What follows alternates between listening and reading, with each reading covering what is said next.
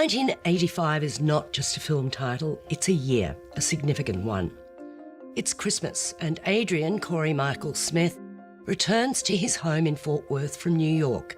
It's the first time in 3 years he's visited. This is the heart of Bible Belt America, where records and tapes of so-called secular music are disposed of, and the morality is strict. His father, Dale Michael Chiklis, meets him at the airport, and there's a tangible lack of closeness in their meeting.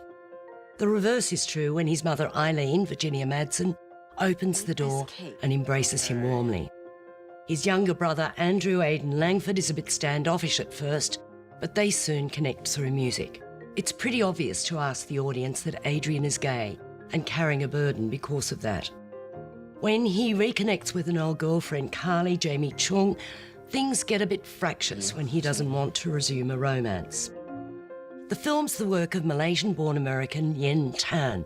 He directed and co-wrote the screenplay with his producer and cinematographer, Hutch. The film has been beautifully shot in 16mm monochrome film.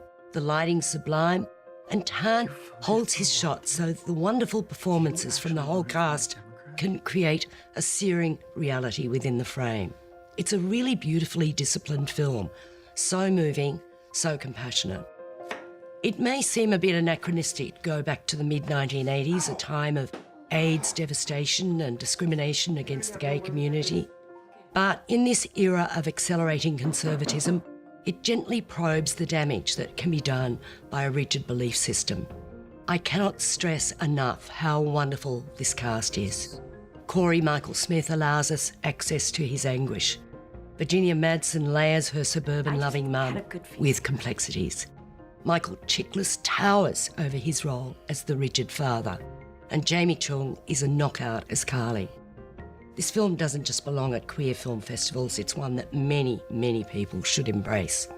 Well, I have to say I wasn't as knocked out as you were with this film. I found it all a bit predictable and just a bit ordinary in the end, and a little mannered too, which was a pity. I mean, it is quite beautifully done, but it didn't really sort of involve me in the same way that it obviously involved you. I'm sorry to say, Margaret, but it really did. I'm very disappointed in you, Graham. I felt as if we'd seen it before quite a lot of times and read novels and novellas that deal with the same thing and seen television shows that deal with the same thing. It was all a bit sort of I have seen something very similar to this, but at the same time, you know, what do they say? There are only 7 stories in the world, and it's how you come at them and how you treat them. And I think the fact that he's used this monochrome 16mm is just it's almost like a film from the period, really. That's quite cleverly done.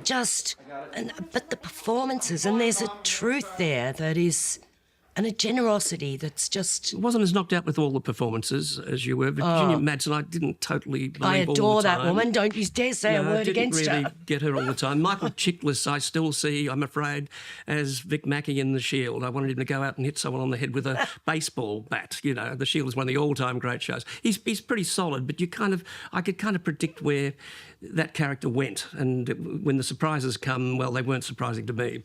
I just regard this as such a beautifully precious little film, and I'm going to give it 4.5 stars. I'm going to give it 3.5. I thought I saw you with some guy on the steps, but I wasn't sure at first if it was you, so I had the cab driver go around the block again.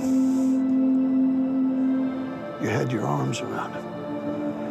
I didn't even recognize you. It was like you were a different person.